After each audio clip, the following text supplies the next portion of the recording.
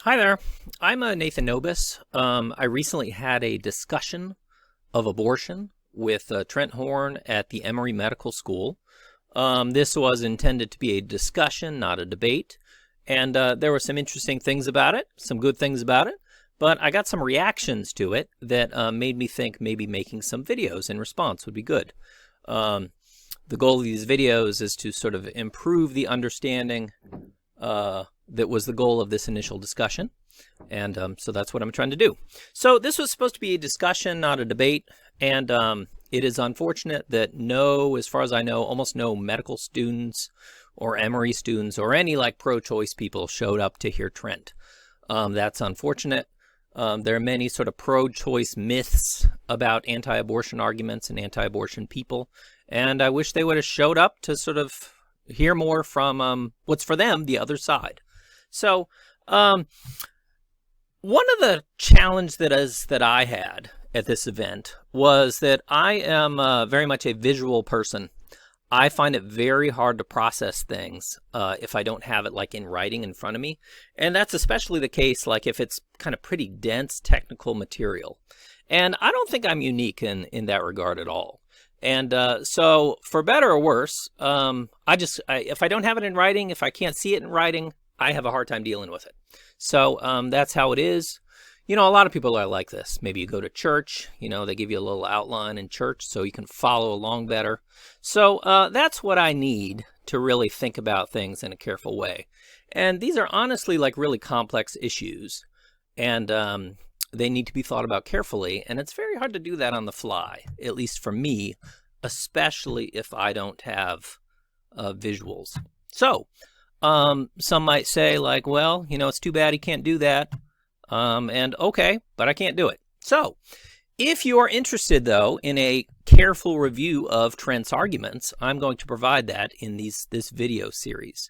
So his conclusion was that abortion is gravely immoral and it ought to be illegal. And he had 5 general arguments, and I'm going to make 5 different videos rather than run them into one with the hope that that works out better. But I'll just sort of quickly overview them here. You know, there's the humanity argument, the personhood argument, arguments from personal identity, the future like ours argument, and the impairment argument. And I'll just stop now and say head to the other videos to see the discussion of these arguments. And I have this as a Google Doc. This text will be available when I post these. So if you're interested in thinking through Trent's arguments more carefully, slowly, I hope these videos will prove to be a useful resource for you. Okay, we're back. So video 1, you recall this is part of a series where I'm putting Trent Horn's arguments in writing so we can sort of examine them, look at them, really think about them more carefully than what you get when you just sort of hear them flying by, especially if you've sort of only heard these things for the first time or the like. So his first argument he calls the humanity argument, or a humanity argument. And the conclusion here is that abortion is prima facie wrong, typically wrong. I think this argument would allow for some exceptions. You know, what about this? What about that? Trent doesn't think abortion is absolutely wrong in every possible circumstance. So we need to keep that in mind. So why should you think that abortion's prima facie wrong? Well, because it is wrong to intentionally kill innocent biological human beings, Trent says. And the fetus is an innocent biological human being. And abortion intentionally kills a fetus, or I guess all abortions intentionally kill fetuses. So therefore, abortion is prima facie wrong. Well, I think this argument sort of sounds good initially, but ultimately, if you think about it carefully, you should conclude that all these premises are actually false. So Trent begins by thinking about premise 2, the claim that the fetus is an innocent biological human being. I believe he uses this phrase, biological human being. I often say like biologically human being. I don't know if there's a difference between biological human being versus biologically human being. But so he says premise 2 is true. And why is this? Well, he says science supports the claim that the fetus is an innocent biological human being. And I don't think science really supports that. So science supports thinking that these are human organisms or biologically human organisms Whether they're human beings, though, depends upon sort of what you mean by human being. And at least one of those meanings isn't exactly like a scientific meaning. Or, it's not scientific in a typical way. So one definition of human being, and this is kind of a definition that I used to think, oh, this is just what human beings are, and my thoughts have changed on this as a result of talking to people and thinking about it more. One definition of being a human being is just that you're a being that is human. Well, what do you mean human? Biologically human. So human beings here are beings that are biologically human. Well, what's a being? Well, to go all medieval on you, you could sort of say that beings are things that be, they have being, which would sort of suggest that beings are things that exist. That's too broad. So beings, I think, are probably organisms. So this idea of human beings says human beings are biologically human organisms. Well, that's true. Everybody agrees with that if they, are informed about this at all. But there's another meaning of human being that I really think is sort of more common. When thoughtful people say that fetuses are not human beings, they're not denying that fetuses are biologically human organisms. They're thinking like, well, I'm a human being. What makes me a human being? And they'll say things like, I got thoughts, I got feelings, I got awareness, I have relationships. That's what makes me a human being, not just being a biologically human organism.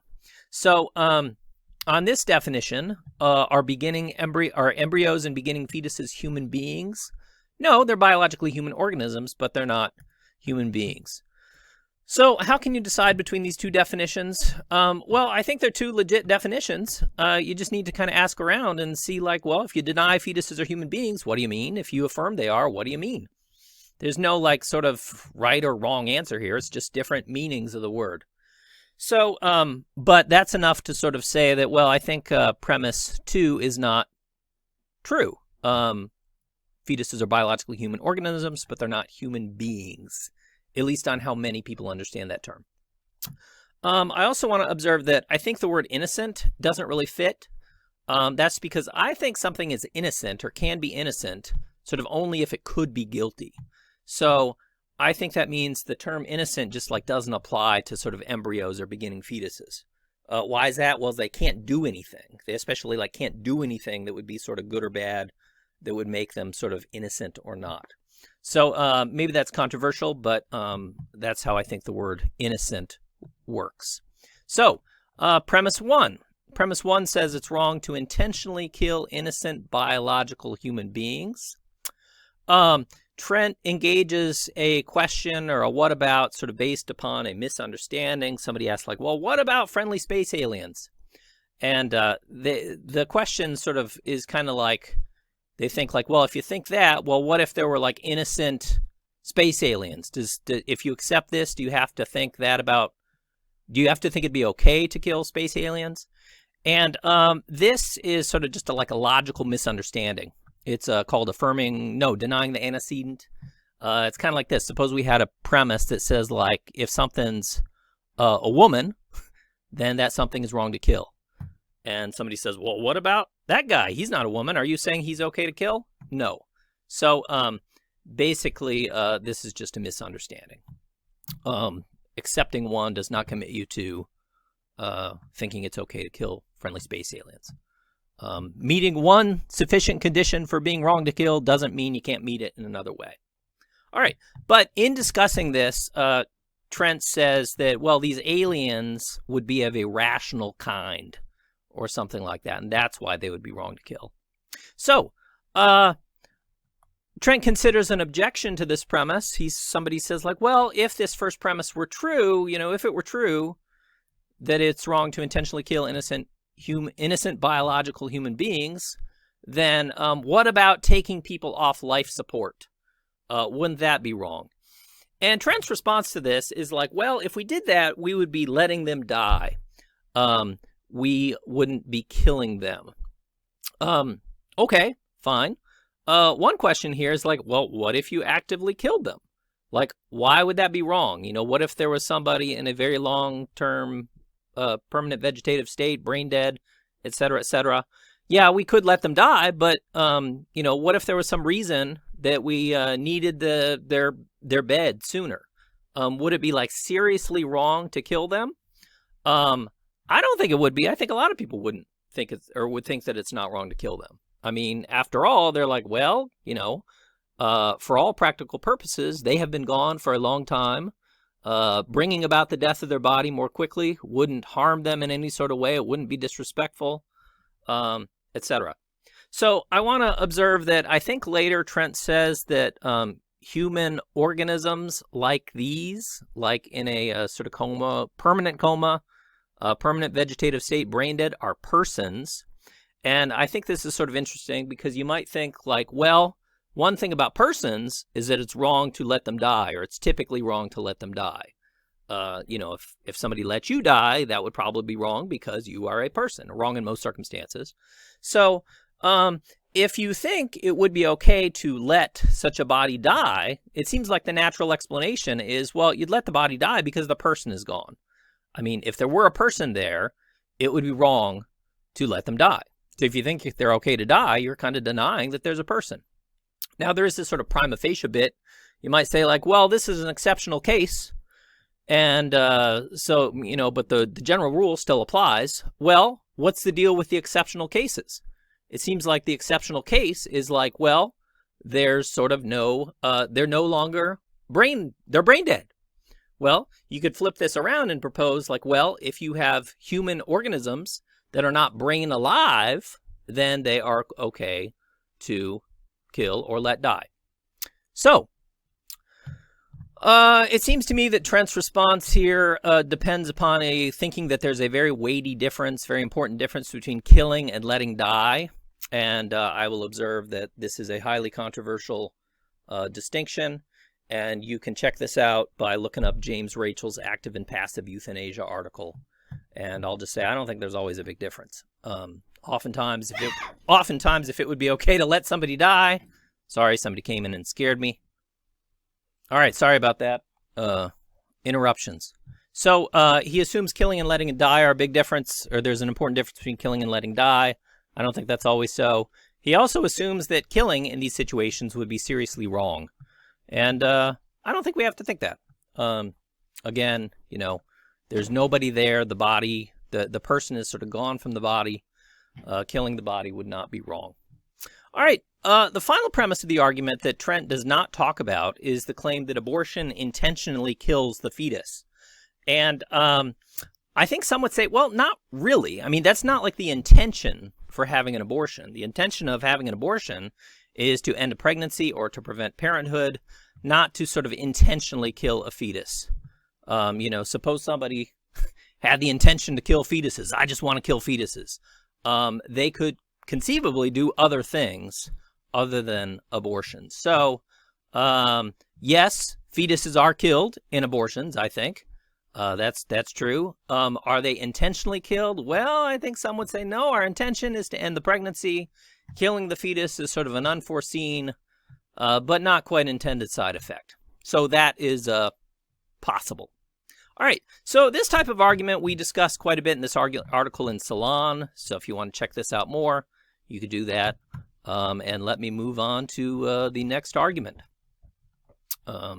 Again, I think all these premises are false. I hope this helps.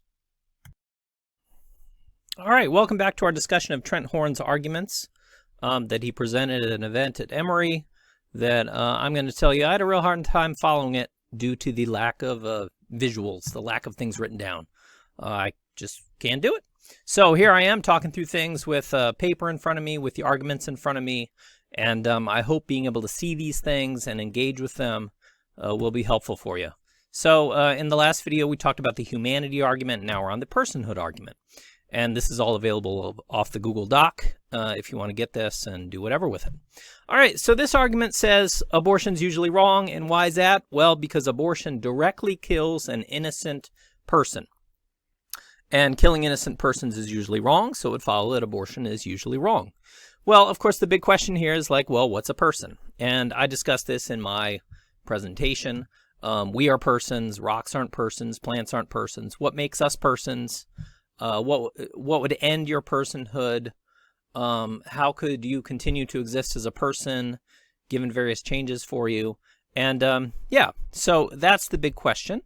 And Trent agrees that this is the big question. And I want to comment that he claims, he basically proposes we should work from sort of clear cases. And on his list of clear cases, I thought was interesting that he had rats and pigeons. And I thought, really, like rats and birds are like rocks and plants? Aren't there some potentially relevant differences between rats and pigeons on the one hand and rocks and plants, such that perhaps those animals are persons or person-like? I mean, if you know about this, sort of some of the top philosophers and legal scholars argue that some animals are persons or are person-like. So I thought kind of just dismissing that without much argument, without much engagement was not so awesome. So it's kind of comparable to this. So I believe that Trent thinks that embryos are persons and, with the right to life. And some people would respond to that, that's ridiculous. Embryos are persons? Oh, come on, give me a break. They can't be persons. And I'm sure sort of anti-abortion people are familiar with that sort of response. And they would notice that as well, you're just assuming that my view is incorrect.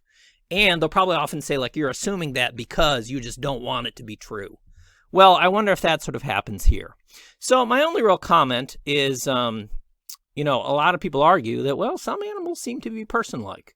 If you think about, like, are rats and pigeons more like us, or are they more like rocks and plants? And a lot of people are going to say, like, well, in the kind of morally relevant ways, they're more like us. They're sentient, they're conscious, they have feelings.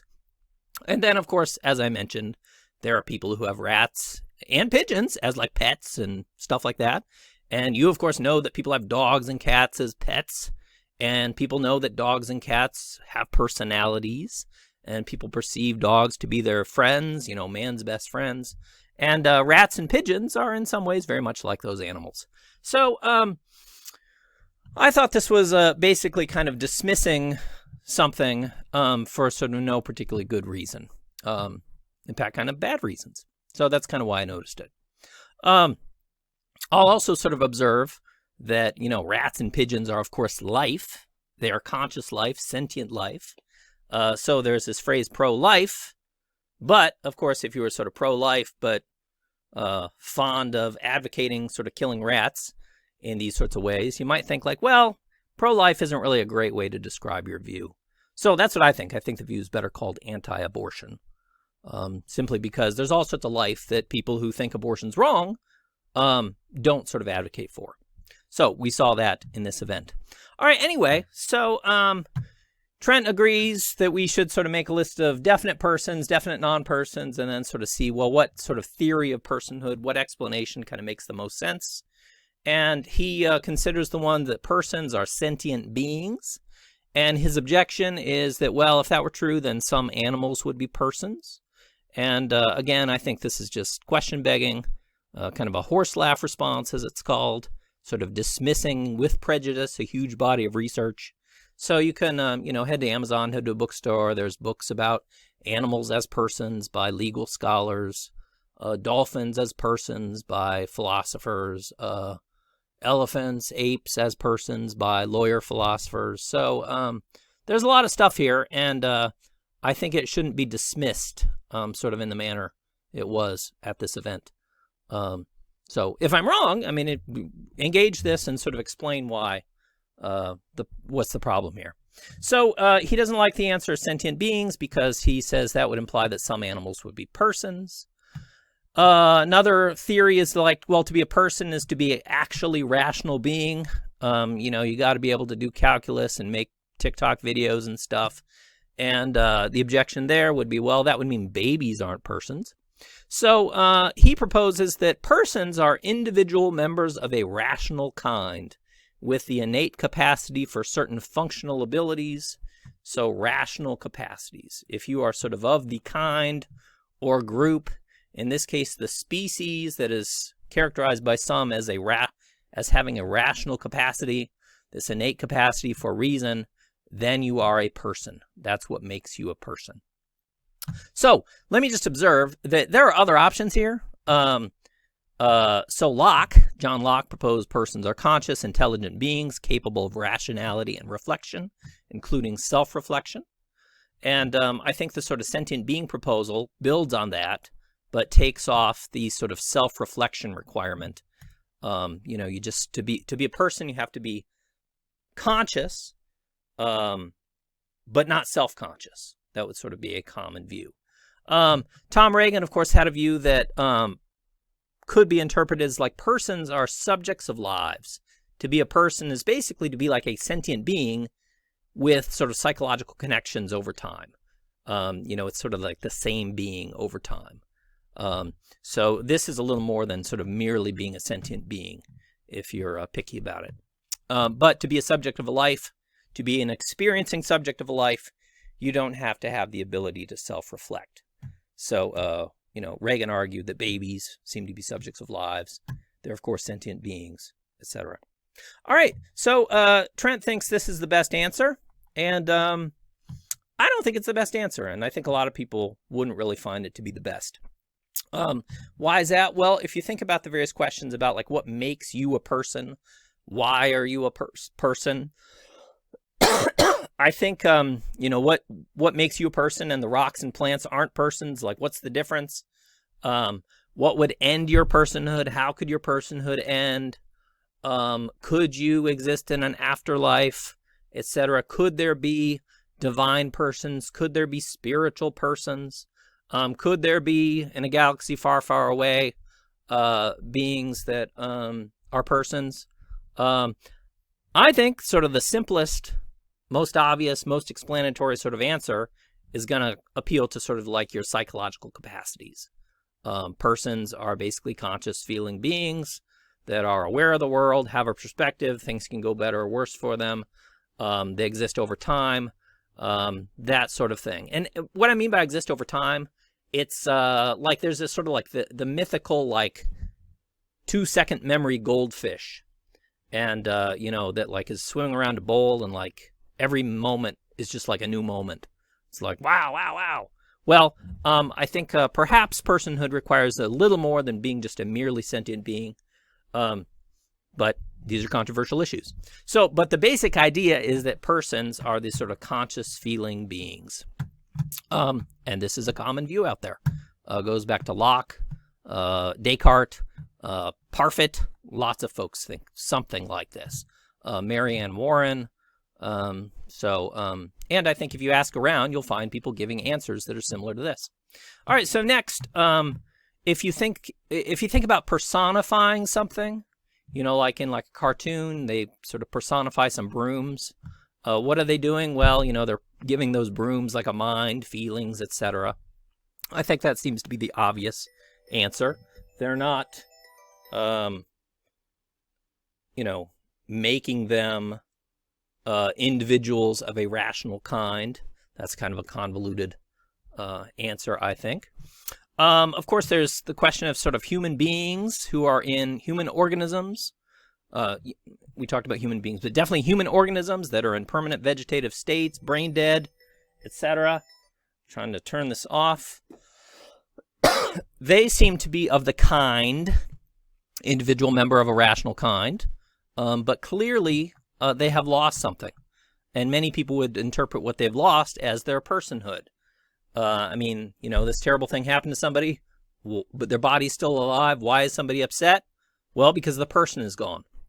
And of course, since the person is gone, it might come to the point where, well, we should let their body die, or maybe if need be, we should actively kill their body. And as I argued in some other videos, if they're a person, it would seem like that would be wrong. So I think Trent sort of wants to say like, well, if this happens, they're still a person. They're just now a person that would sort of be okay to let die. And a person that, at least he would say that.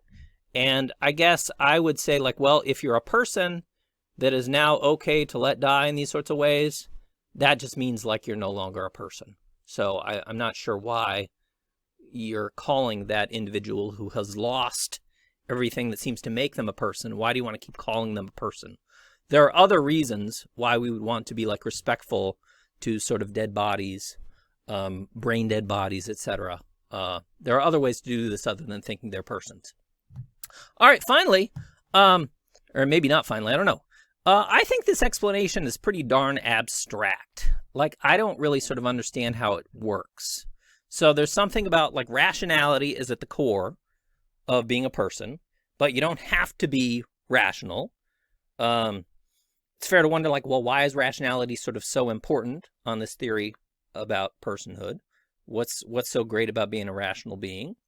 But the idea is like, well, if you're a group, if you're a member of a group, even if that group could be like the species where some of the members are rational and get various characteristics from being rational, like they get sort of like basic rights because they're rational, then like everybody of the group who gets those characteristics, those having rights, because they're a member of a group where some of the members are rational, and remember, the actually rational folks get this, but the other folks, even though they're of the same group, they get that too. I guess I'm just going to say that I don't really understand how this is supposed to work, and people have developed various sort of counterexamples where you kind of tweak the groups and go in all sorts of ways. But this is just very abstract, and a great explanation for how it works would be great. So another thought here is this theory of personhood seems to propose that severely cognitively disabled persons are persons, not kind of because of what they are like in their own right, but like because they're of the same species as rational beings. And you might think that's kind of weird. You know, they're persons because of how they are. And yes, how they're related to other beings of the same species is something about how they are. But you might think it seems like it should be like more about them in and of themselves. So anyway, it's all very abstract. So I wonder what you think about it. All right, final quick comments. Abortion directly kills an innocent person. This was part of the argument. Killing persons is usually wrong. Yes, although some would say, well, abortions aren't really intentionally killing somebody. The intention is something else. This is appealing to like the doctrine of double effect and things like that. I'm not a big fan of that. Killing persons is usually wrong. Yes. However, there are some exceptions. And in particular, people who appeal strongly to sort of the idea of bodily rights would want to talk about this more. You know, if somebody is using something that they don't have a right to, and the only way I can stop them from doing that is doing something that will result in their death, maybe that could be okay. So they would argue. All right. So in sum, I think psychological theories of personhood sort of more simply explain the cases, including end-of-life cases, and yeah, because it seems like the person is gone. These sort of theories do not sort of dismiss with prejudice the idea that some animals might be persons or person-like.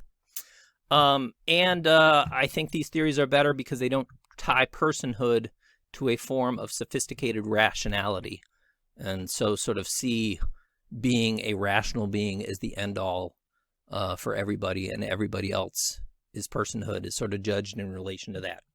All right, that was a lot. And I hope this was helpful. Moving on to the next video. Okay, this is video 3 of the discussion of the arguments against abortion given by Trent Horn at an event at Emory. And I am reporting that I had a hard time knowing what to say about these arguments because I didn't get them in writing or see them in writing. And I just have a hard time engaging in detailed, careful thinking when things aren't in writing. I think many people are like that. So I'm doing that here so you can get some feedback on these arguments if you're interested. So his third set of arguments are arguments from personal identity. And I want to observe at the beginning that the topic of personal identity is a super controversial topic in philosophy. It's a topic in metaphysics, which is a sort of fairly technical, really difficult subfield in philosophy, and it gets really complicated. And the issue is basically, I mean, to get the issue going, is kind of like, all right, you used to be 5 years old, right? You are much older now, and you have changed a lot. But how is it that that 5-year-old back in the past was you? Like, what makes you one and the same individual? You know, your body has changed in many important ways. Your thoughts, beliefs have changed in various ways. What explains that you are one and the same individual? You are numerically identical. You are not identical qualitatively. Your qualities have changed, but you've changed a lot. So this is a really hard topic, and I want to sort of recommend some introductions to it if you really want to learn about the topic more. Mike Humer has a great intro book that has a good chapter or section on this, and 1,000 Word Philosophy has 3 articles on it. One, a general introduction to personal identity, which basically observes that your basic answers comes down to, well, I am the same individual over time because I've got the same body, or because I've got the same mind, or because I've got the same soul. And there are possibilities for combining these views also. So, but 1,000 Word Philosophy also has an essay on the view called animalism, which Trent seems to advocate for. So, and then there's a Stanford Encyclopedia of Philosophy article on animalism. There's lots of good stuff. And actually, the people who have invented animalism or kind of developed it are sort of alive and well. And you could email them and ask them questions. I don't know if they'd like it, but you could do it. So, personal identity, again, is a really controversial topic. And here's what Trent has to say. Here is sort of his argument as I recorded it.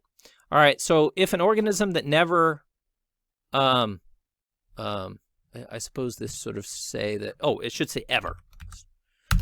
If an organism that's existed has never died, the organism still exists. Okay. And then he says, I am essentially, in essence, an organism. He says, here what I am in my essence. I am an organism. If you really wanted to think about this better, you'd have to know, well, what are the options? Well, what else could you be if you're not an organism? And that would really have to be reviewed. So he says, therefore, I am an organism that once existed in my mother's womb and never died, or hasn't died yet. So the idea is, if he is an organism in his essence, then whenever there was that organism, he was there. That was him, because he is the organism. He says it's always prima facie wrong to kill me. It's always wrong to kill me unless I got a good reason. And since I existed in my mother's womb, it was prima facie wrong to kill me then. And he says that's true of everybody. What's true of me is true to everybody here. And so abortion is generally prima facie wrong. So this is a pretty abstract argument that depends upon a lot of very abstract things. And I'm going to offer just sort of a simple response. But I'm going to encourage, if you really want to think about this topic, you really got to get sort of up to speed on this complex topic of personal identity and figure out what are the various options are. And this is, like many topics, an issue where sort of all the views on the topic have some kind of problems. All of them are kind of challenging in various ways. So I will report that there are surveys on these sorts of things, and animalism, the view that seems to be advocated for here, does not seem to be a super popular view among people who think about these sorts of things. Now, the majority could be wrong, but you'd want to check that out too. What are their reasons?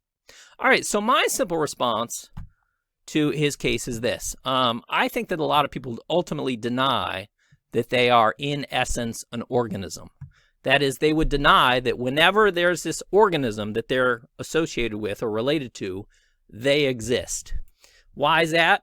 Well, cases like, well, what if you went into a permanent coma? Or what if you sort of became brain dead? Would you still exist? Well, many people are going to say, well, I sure wouldn't want that to happen to me. If that were to happen to me, I would be a goner. If that happened to somebody you knew, you would be very upset, probably, if you care about them. And why is that? Well, because they are gone. I mean, the organism is there, but the person is gone. So that's one quick response to animalism. Also, a lot of people who are religious think that they could survive death, meaning they could continue to exist even if their body, their organism, is destroyed. So if you think that, then you probably don't think you are your organism in essence. Now, somebody could reply that, well, what I think is God will rebuild my body. And that's a possible view, but I don't know if everybody would have to think that. And then there'd be complications of like, well, what if some of the matter of your body was in somebody else's body? Which of the matter of your body is sort of really essential to you? How does that all work out? Like I said, this is metaphysics, pretty abstract stuff. About premise 9 up here. It is always prima facie wrong to kill me. So again, it seems like there could be cases where it could be okay to let your body die. And if you are your body, it could be okay to let you die. So further thoughts. So if you are your organism, you and your organism are the same thing, and that organism is a person, then again, it sounds like it's okay to let people die. So this kind of builds upon some previous discussion. Yeah. All right. So finally, this argument also assumes that properties that give somebody, here, this should sort of say that give someone the right to life are essential to that organism. And I'll just sort of observe that many animalists deny that. So if you check with people who are animalists and find out, like, do you all oppose abortion? I think you're going to find no, because even if we think that we are essentially organisms, our having the characteristics that make us wrong to kill are not essential to those organisms. That's a possible view. So anyway, this is pretty complicated. And you need to learn more about it if you really want to figure it out. So I am not a metaphysician. I don't really call myself a metaphysician. So here's what Trent has to say about this. You know, he says, well, what if I'm not an organism? What if I am a mind? And again, there are other options here. Like you could be like a mind and a body. You could be a soul. There are other options. But sort of he says that, you know, if we are minds and not organisms, then he said that nobody has ever been raped. Why is that? Well, because that would just affect their body, not them or their minds. Or not. Yeah, I guess the idea is, you know, they are their mind, and this just affected their body. It didn't affect them. Well, I am still sort of unsure what to say about this. I guess I would suggest running this by some animalists and think, or yeah, people who run it by some animalists. Think, is your view the only view that can explain why rape is a thing? Why rape exists? Why rape exists and why rape is wrong? I think that there is rape and sort of that rape is wrong is kind of like basic data that like every metaphysical view can sort of agree with. I don't know. I mean, if you really sort of think that the only way you can explain why rape is wrong is appeal to animalism, I guess I'd, you know, write up an article or something like that and see how it goes. Contact an animalist and ask them, does this seem to be true to you? I don't think anybody would think this. So, and, you know, obviously, if you are a mind, that doesn't deny that what happens to your body sort of matters, because you and your mind or your soul and your body are very closely related. So, yeah, I don't know. I think the suggestion that sort of some metaphysical views would have a hard time acknowledging the existence of wrongness of rape is very hard to believe. And yeah, so that's what I would say about that. He says, if I'm not my body, then the government can sort of take my body and tax my body. Again, we are very closely related to our bodies, even if we are in essence our minds. Everybody who thinks that, you know, we are our minds or we are our souls agrees with that. I don't know if it matters, but, you know, sometimes the government kind of does take people in their bodies. The draft, sort of imprisoning people, stuff like that. And this all sort of has nothing to do with any sort of abstract metaphysical theories. He says, like, if I'm a collection of thoughts, then I don't think, you know, what would be the thing that's doing the thinking? Well, this is sort of interesting, but, you know, I think the view would basically be that, you know, what is doing the thinking? Well, this sort of collection of mental states Those mental states are that thinking. So this is sort of a deep thought. I don't suppose it's some sort of slam dunk against, Descartes' views, Locke's views, Parfit's views, all this sort of tradition of thinking that we are closely related to our minds. We are our minds. So I doubt it. I think kind of a flip side concern can be raised about animalism. If you think you are your body, well, you can lose part of your body, yet still exist. So sort of what part of your body is you? How does that work? One reaction is, well, I'm no particular part of my body. I'm like the whole thing, sort of spatio-temporally connected, even though I could have lost and did lose various parts of my body. So this is all very abstract stuff.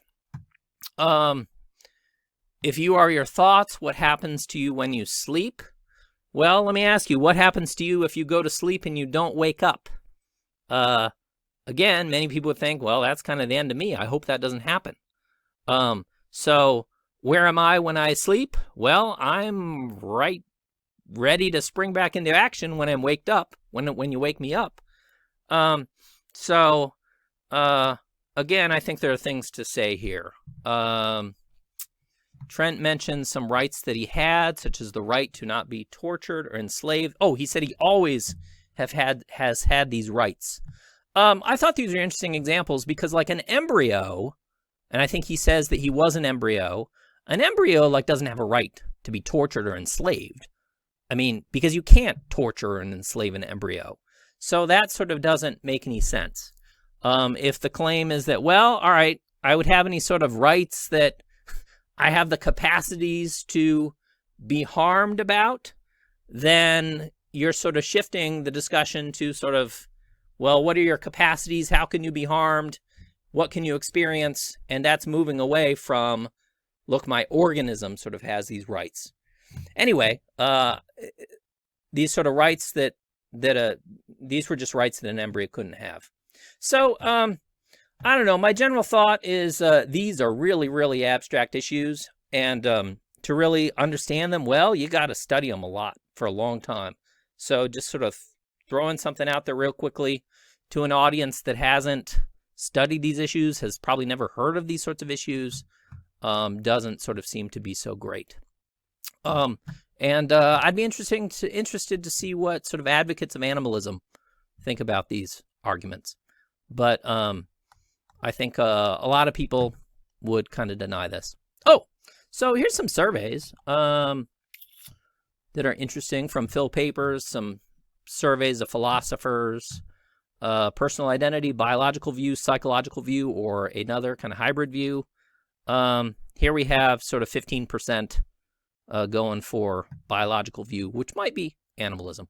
So they might be wrong, they might be right, but it takes a work to sort of it takes a lot of work to just understand these views in the first place.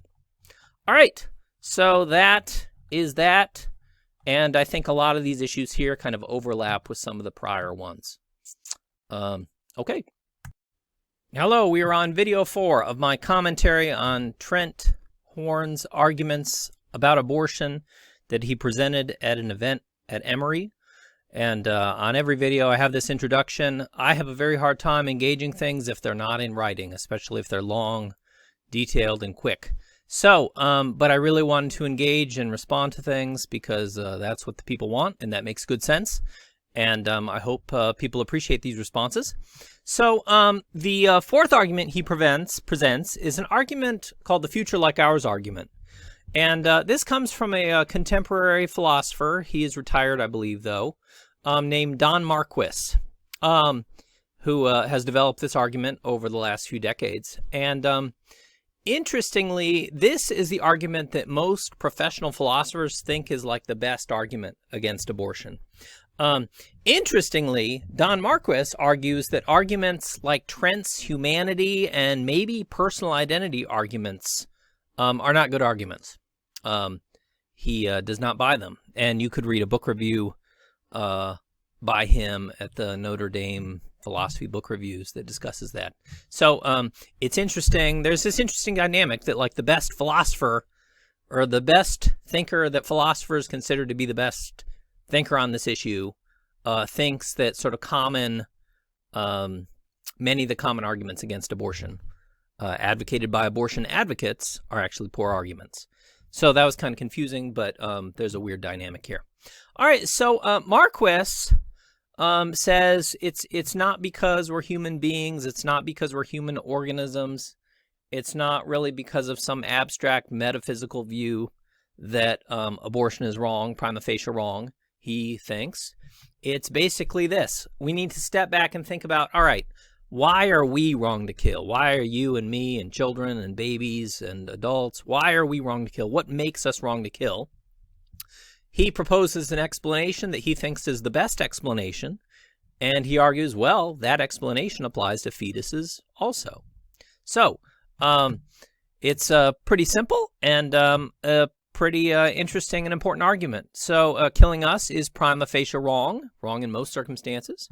And he proposes that killing us is prima facie wrong because it, as he puts it, something like it deprives us of our valuable future.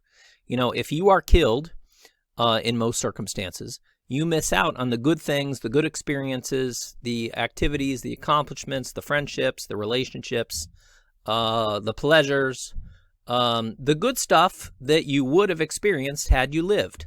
So you are deprived of a very good thing, your valuable future, and that makes killing you wrong.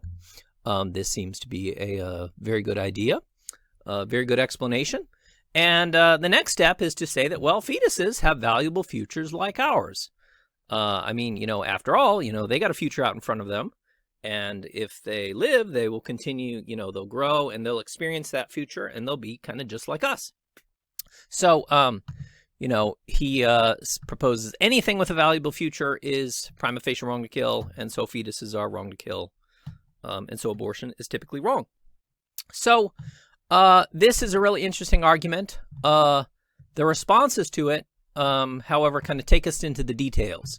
People think about, well, what exactly is involved in having a future like ours?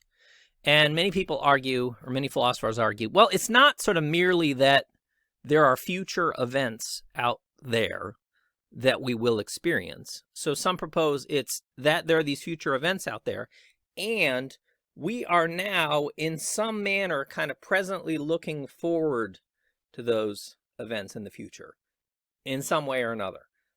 Could be long-term plans, but most people think that's not really necessary. I mean, at the very least, you need to be like aware and sort of experiencing the moment and kind of looking forward in some way to the next moment.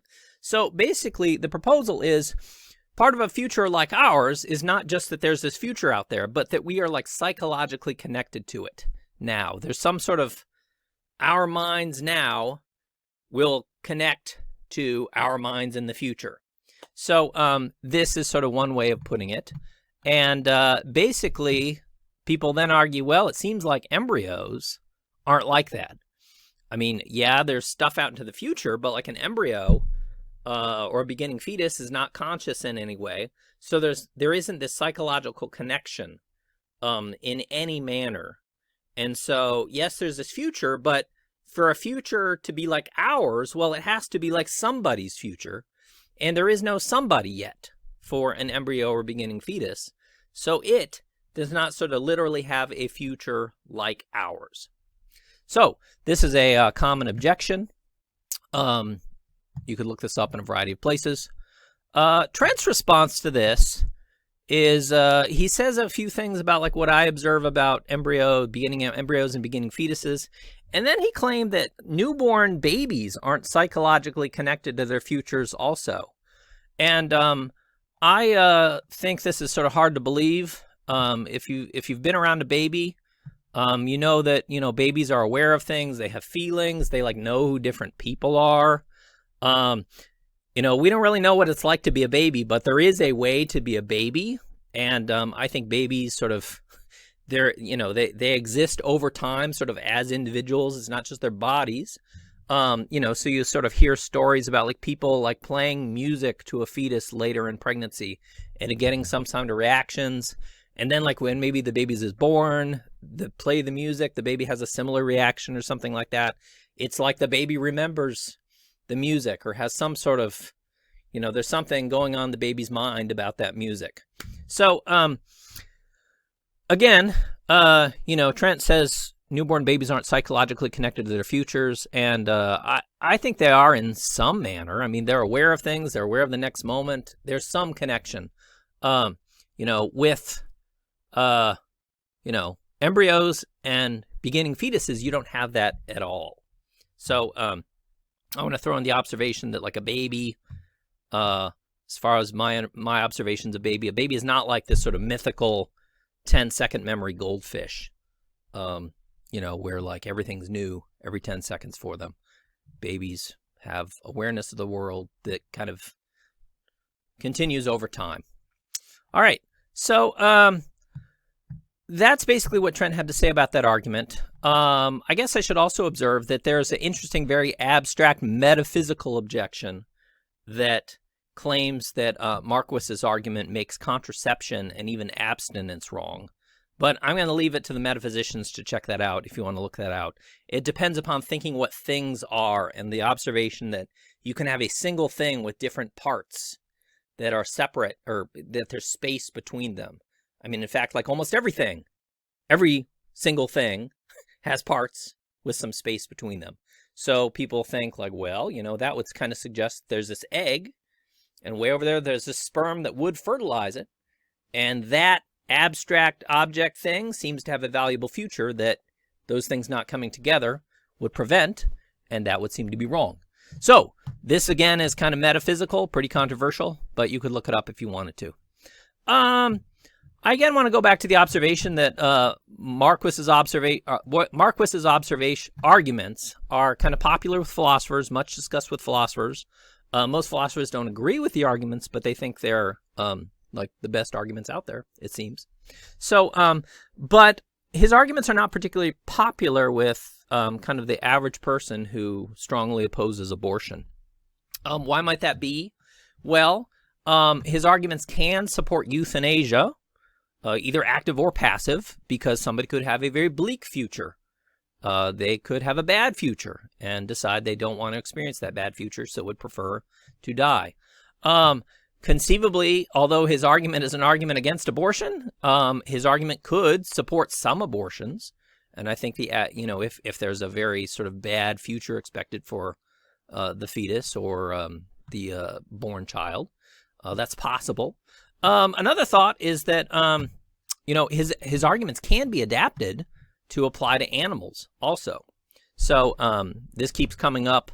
I don't mean it to be coming up, but these are related issues in some ways. They're related because they're kind of different from kind of typical average human being to average human being ethics. And there's some similarities and differences. Fetuses, of course, are biologically similar to us, but beginning ones are different from us in that they lack psychologies, they lack minds. Animals are biologically different from us, but many of them are similar to us in that they, wait, did I say similar? Yeah. They're different from us in that they're different biologies, but they're similars in terms of psychologies. So there's some connections between these issues, and understanding one can help you understand the other. All right. So I want to observe that, again, in Trent's discussion of this argument, he mentions something about like gassing rats, asphyxiating rats, and how most people wouldn't find that to be problematic. Well, of course, if somebody said like, well, most people don't find abortions to be problematic, people would react, well, that doesn't really matter. I mean, because people's reactions, maybe they're ill-informed, maybe they don't understand the arguments, maybe they're not fair, et cetera, et cetera. So I think kind of a golden rule idea is old school golden rule is a good idea. So if you're sort of glib about gassing rats, you might sort of wonder like, well, how would the rats feel about that? What would their experience be?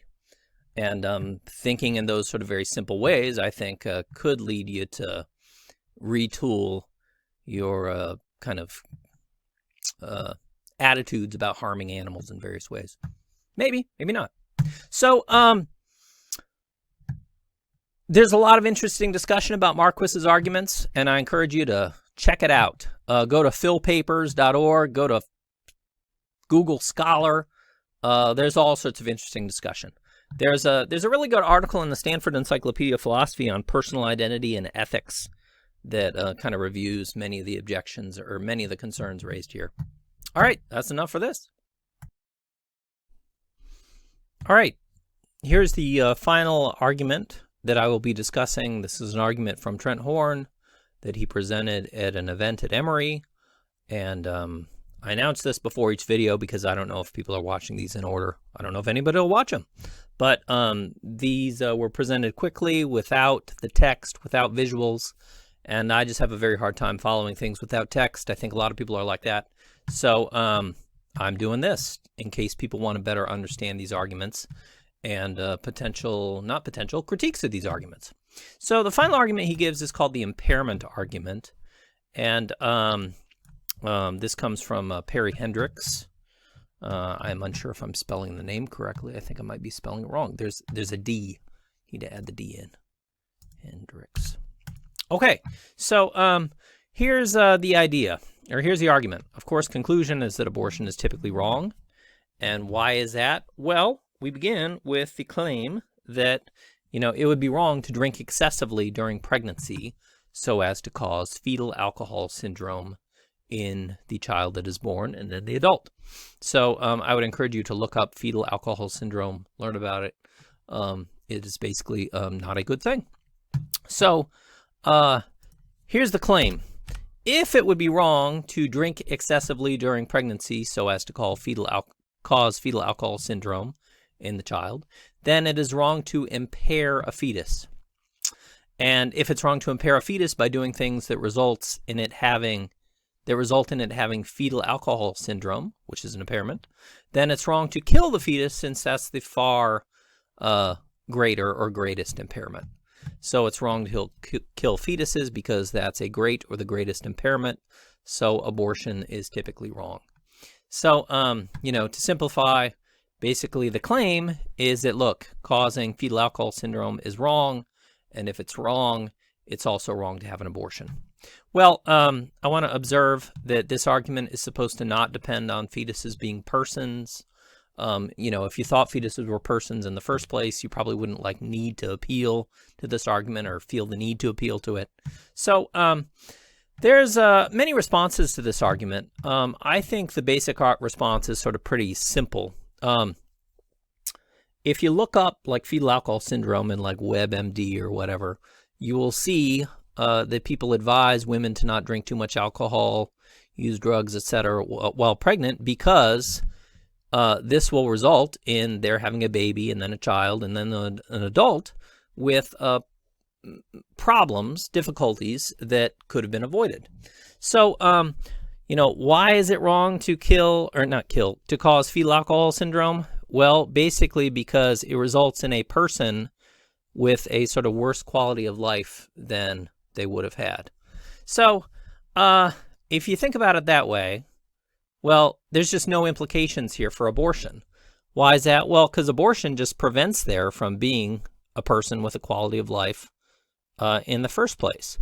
So basically the kind of common sense basic reasons that any sort of physician or healthcare provider would give for why you want to avoid fetal alcohol syndrome, which is something that experienced born children and adults experience, that explanation just doesn't apply to fetuses.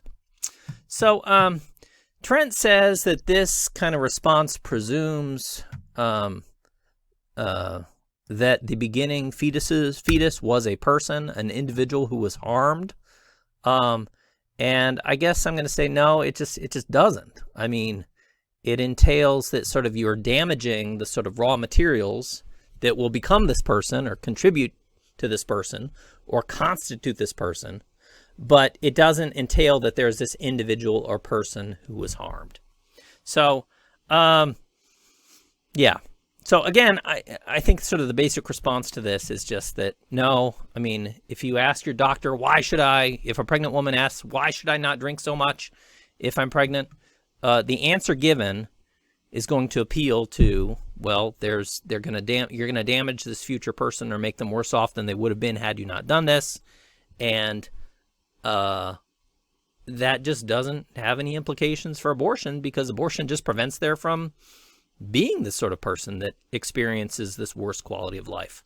So that's an objection. That's a response. There are many other people have developed this sort of response in the philosophical literature, and I encourage you to check it out. This is a new recent argument, and you could see what's said about it. All right, I am done. I'm going to have a conclusion video, and then I will be done with these. I hope they're helpful. Okay, thank you for watching these videos, assuming you did.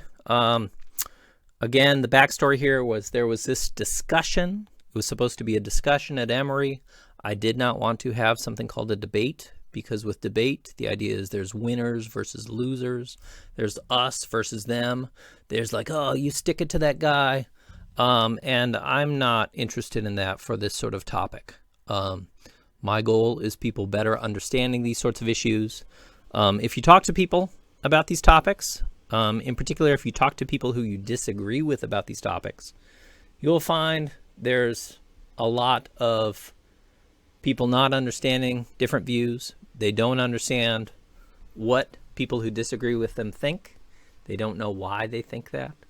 So there's a lot of misunderstanding, lack of understanding. And I don't think that really contributes to anything good. So, the intention was to have a discussion. Second point is that, hey, if I don't get something in writing, I have a real hard time processing it. So I knew that before, but became vividly clear at this event. So I think that's probably true of many people. So, but I saw that some people were displeased about this, so to speak, and they wanted to know what I thought about Trent's arguments. So I took some time today to think through these kind of carefully. I hope make an attempt. Of course, this took up more time than it would have taken at the event. But now this discussion will be even more publicly available, so perhaps it will do some good. So I hope you understand these issues better. I am sure there are responses to everything I said. That's just sort of how things go. These are complex issues. That's sort of one of the themes that I try to promote in thinking about this topic. Many people think, oh, my position is just obviously correct, and anybody who disagrees with me is just ignorant, ill-motivated, terrible person, etc., etc. And I don't think that necessarily fits the facts, because this is a complex issue, and complex issues take a lot of time, patience, and care to think about carefully. So I hope these videos helped you with this, and if you have any questions, comments, find me somehow. Let me know. All right, thank you. Bye.